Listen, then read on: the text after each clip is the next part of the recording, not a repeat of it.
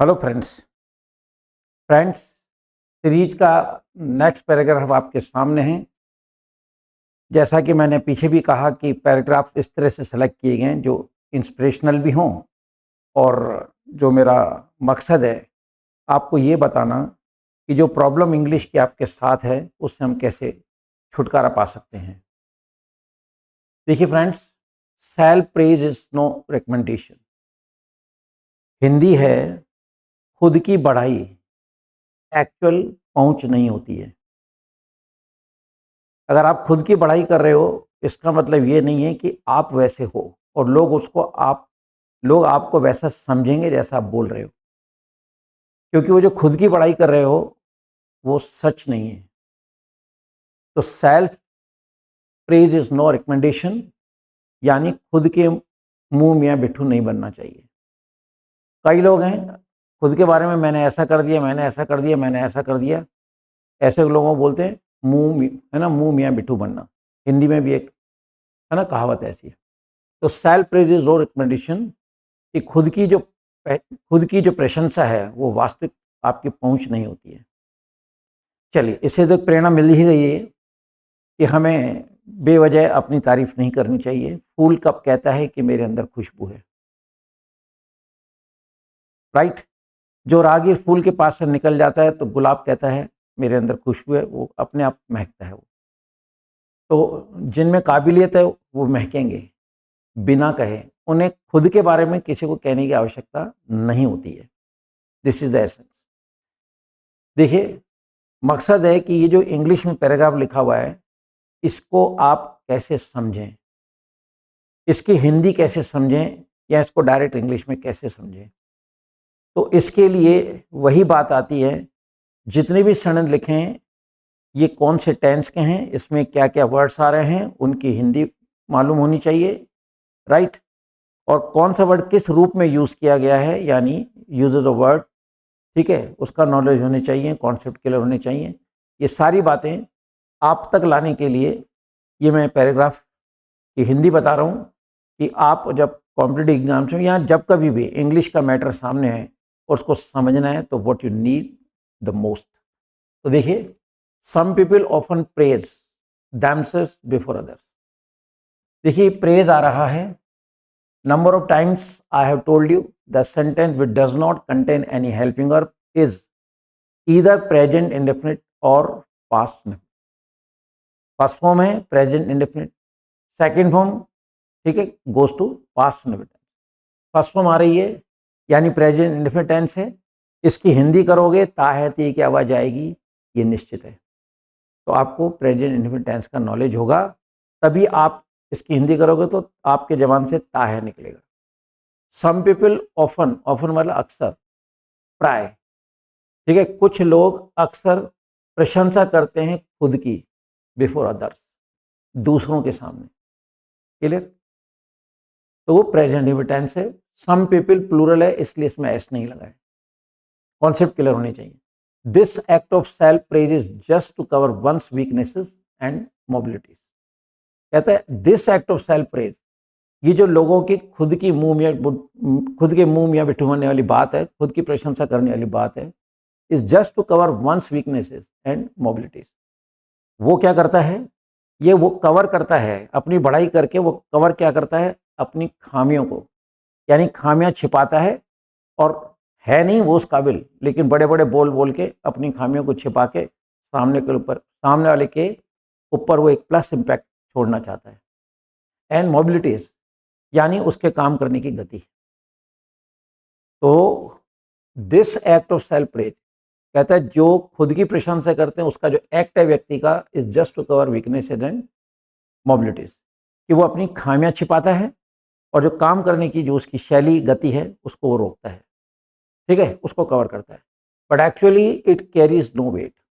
अब देखिए देखिए सेंटेंस का कंस्ट्रक्शन देखिए कितना अच्छा है। But actually it carries, again आप देख रहे हैं यहाँ ई एस आ रहा है, प्रेजेंट इंडेफिनिट टेंस का।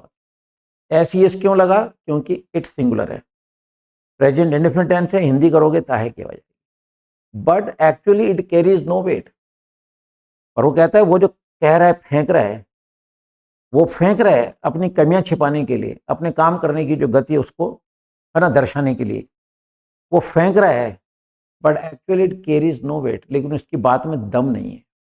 अब देखिए उसकी बात में दम नहीं है, अब यहाँ दम के लिए वेट वर्ड यूज किया गया कि आपकी बात में वजन नहीं, हिंदी में बोलते हैं यार आपकी बात में वजन नहीं है। फ्रेंड्स, अच्छा पढ़ना और इस तरह की जो सेंटेंसेस आते हैं उनको माइंड में रखना। कुछ सुन के सीखोगे, कुछ पढ़ के सीखोगे और कुछ खुद के मन से भी बनाओगे। जो भी अच्छी बात होती है उसको आप अपनी नोटबुक में नोट करें। अभी sentence but actually it carries no weight, इसको यूं भी कह सकते हैं है ना कि there is no flash in your sentence या इन योर टॉक, कि आपकी बात में दम नहीं है। फ्लैश का मतलब है शरीर के अंदर मांस का होना, कि तेरी बात में फ्लैश नहीं दिख रहा है। पतला दुबला आदमी होता है उसके मतलब बॉडी पे मांस कम होता है, हेल्दी होता है तो उसको है ना, तो इसको अपन देखो।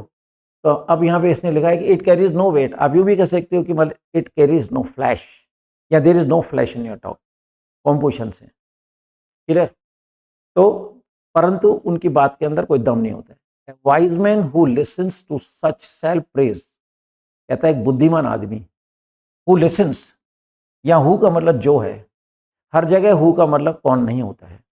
डब्ल्यू जो वर्ड्स होते हैं वो क्वेश्चन में भी उनसे क्वेश्चन भी बनता है, सिंपल भी बनता है, एक्सक्लेमेटरी भी बनता है और डब्ल्यू का मीनिंग नहीं भी होता है। जैसे आपने कहा कि आपने वो काम कर लिया क्या, तो मैंने कहा कहाँ यार। अब मैंने बोला ना कहाँ यार, यानी नहीं किया। अब देखो वेयर का मतलब कहाँ होता है, लेकिन जब इसका हम भाव देख रहे हैं, कहाँ यार टाइम ही नहीं मिला। अब यहाँ कहाँ का मतलब प्लेस नहीं है, क्वेश्चन नहीं है, एक्सक्लेमेटरी नहीं है, कहाँ यार यानी मुझे टाइम नहीं मिला। यहाँ वेयर का मतलब है नहीं।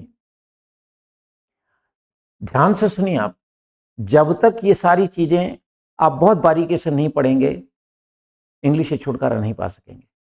But actually it carries no weight, a wise man who listens to such self praise, कहता है बुद्धिमान आदमी जब है ना सुनता है व्यक्ति को जो अपनी प्रशंसा कर रहा है, listens. A wise man, man singular है इसलिए यहाँ पे ऐसा है। तो wise man who listens to such a self praise, कि व्यक्ति जो खुद की प्रशंसा कर रहा है, बुद्धिमान आदमी जब उसको सुनता है, right, hardly pays any heed to it. बुद्धिमान आदमी उसको मालूम है, वो समझ जाते हैं फेंकू है। क्या लिखा है, हार्डली पेज, ये एडवर्ब है। Hardly pays any heed to it, heed का मतलब ध्यान देना, पे अटेंशन। अभी हीट शब्द कहीं सुना होगा तभी इस पैराग्राफ का मीनिंग निकलेगा। अगर पैराग्राफ में 2-4 वर्ड भी ऐसे आ गए जिनकी हिंदी नहीं आती है, खत्म है कहानी। You will not be able to follow that paragraph what is written in that, and you are unable to know the essence of the paragraph. जब उसका आपको सारी समझ में नहीं आ रहा है तो बात खत्म हो जाती है। You will feel handicapped. समझ में आ रहा है, सेंटेंस कंस्ट्रक्शन, वोकैबुलरी है ना, कॉन्सेप्ट एक एक समझा रहा हूँ मैं आपको। वाइज मैन सिंगुलर है इसलिए इसमें ऐसा रहा है क्योंकि सेंटेंस प्रेजेंट इंडेफिनिट टेंस का है। हिंदी करोगे ताए के बजाएगी। A wise man who listens to such self praise, व्यक्ति जो ऐसे व्यक्ति को सुनता है जो सेल्फ प्रेज खुद की प्रशंसा कर रहा है, hardly pays any heed to it, वो उस तरफ ध्यान ही नहीं देता है। ही गेट्स रादर अनॉयड, बोला उसकी बात सुनने के बजाय चिढ़ जाता है। यार ये फेंकू हुए मतलब जब भी इसके सामने आ जाए तो फेंकना बंद नहीं करता, तो और ज़्यादा इरिटेशन हो जाता है, अनॉयड हो जाता है आदमी। ठीक है, ही गेट्स रादर अनॉयड, कि वो चिढ़ जाता है मतलब। अब यह अनॉयड एडजेक्टिव है, थर्ड फॉर्म नहीं है। आपको लगता है कि बिना कॉन्सेप्ट के मतलब हम इंग्लिश बोल पाएंगे, लिख पाएंगे? Friends, it is always a dream for the person who is not very perfect in translation what ever the language is, है ना, इनटू इंग्लिश। वोकैबुलरी, कॉन्सेप्ट आपके सामने। तो आप देखिए यहाँ पे मतलब जो अनॉयड इज एन एडजेक्टिव जिसको पास्ट पार्टिसिपल कहा गया। 10, तो ही गेट्स रादर अनॉयड, कहता है उसकी बात पे ध्यान नहीं देता और चिढ़ जाता है वो। 10 self praise does not do any good, कहता है कि जो प्रशंसा है, खुद की प्रशंसा, ये कुछ अच्छा नहीं करती है। डज नॉट आ रहा है प्रेजेंट में टाइम से। क्या आप सोच रहे हो कि खुद की फेंकने से मतलब सामने वाला विश्वास कर लेगा? ऐसा नहीं है। कहते हैं ना कि सब रोटी खाते हैं, समझ में आता है? जो भी मतलब जब फेंकू होते हैं उनकी बात समझ में आती है कि ये फेंक रहे हैं। तो the self praise does not do any good, कि खुद की जो मतलब प्रशंसा है, खुद का जो मुंह मियां मिठू बनना है, कहीं भी अच्छा ही नहीं देगी। It rather harms him. ये देखो फिर ऐसा आ गया और इट आ गया, एस लग गया। बल्कि होता क्या है कि वो जो मुंह मियां मिठू बन रहा है, खुद की प्रशंसा कर रहा है, वो उसको नुकसान पहुंचाती है। Because such people are never like, never loved in this society, right? They are always ignored, क्योंकि हकीकत दिखती है साफ, राइट? तो हार्म्स आ गया। इट रादर हार्म्स हिम, बल्कि अच्छा तो नहीं बनाती बल्कि उसको नुकसान ही पहुंचाती है।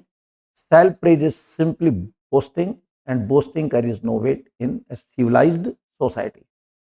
कहता है self praise is simply boasting, जो खुद की प्रशंसा कर रहा है वो कुछ नहीं, फेंकू है। बोस्ट मतलब जो जताना, जता रहे कि मेरे में ये गुण है, होता नहीं हो, राइट? तो वो and boasting carries no weight in civilised society. और सभ्य लोगों की जो समाज है उसके अंदर अगर आप फेंक रहे हो तो आपकी बात में कोई वेट नहीं है। There is no flash in your talk, कि आपकी बात में दम नहीं है। वेट लगा दो, फ्लैश लगा दो। Self praise hinders progress. Friends, अगर खुद की प्रशंसा व्यक्ति करता है, हिंडर्स प्रोग्रेस, वो अपनी प्रोग्रेस रोकता है। तो खुद की प्रशंसा व्यक्ति की प्रोग्रेस को रोकती है। हैंस इस मस्ट बी अवॉइडेड, इसलिए इसे अवॉइड किया जाना चाहिए। फ्रेंड्स, आप देखिए, अभी हमने कहा कि ये अनॉयड जो है एडजेक्टिव है, और यहाँ पे देखिए मैंने आपको हमेशा कहा कि बी के बाद कभी भी थर्ड फॉर्म आ जाएगी तो ये सेंटेंस 101% पैसिव होगा। क्या लगता है आपको? मैंने जब इस पैराग्राफ की प्रैक्टिस, सॉरी वो हिंदी करी, ये समझाने के लिए कि आपको पैराग्राफ को समझने के लिए व्हाट यू नीड मोस्ट, बात समझ में आ गई होगी। तो फिर बेस की तरफ जाइए, ए टू जेड शुरू करो। समय थोड़ा लगेगा, धैर्य रखेंगे, मन से बैठेंगे, the day will come, then only you can get rid of this problem of English. फिर एवरीथिंग विल बी ईजी, बोलते समय, लिखते समय, राइट? सुन के समझना, पढ़ के समझना, और कॉम्पिटेटिव एग्जाम्स के अंदर विदाउट एनी फियर गो और attempt all the questions up to the mark.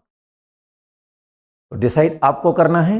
With this words, good bye to all of you. जय हिंद।